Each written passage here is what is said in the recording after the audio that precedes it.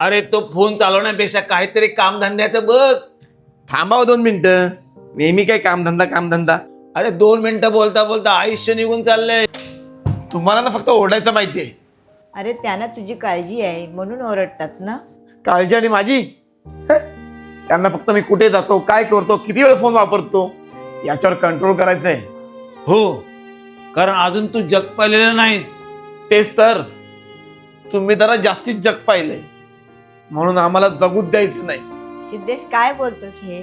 शांत हो ना जरा. नेहमी मीच शांत बसायचं. मला तर या घरात श्वास घ्यायलाही परवानगी लागते. अरे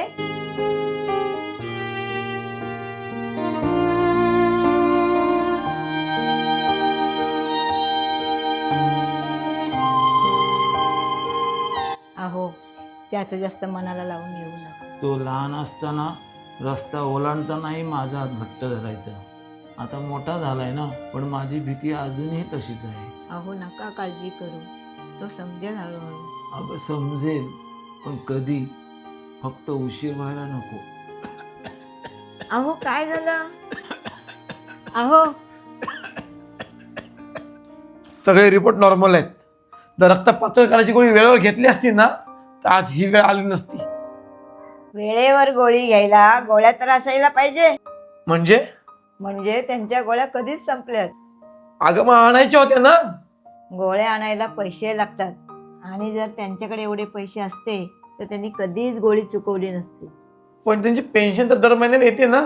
अरे माझ्या बँक खात्याचा काहीतरी प्रॉब्लेम झाला म्हणून या महिन्याची पेन्शन जमा नाही झाली. अरे उगाच ते तुझ्या मागे लागत नाही कामधंद्याचं बघ म्हणून. बरा, आज 1 महिन्याची पेन्शन नाही आली. देव ना करू कायमची पेन्शन बंद झाली तर. काय बोलताय?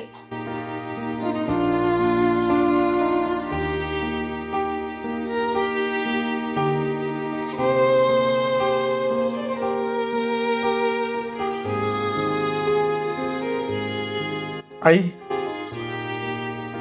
माझा सगळे डबा तयार कर.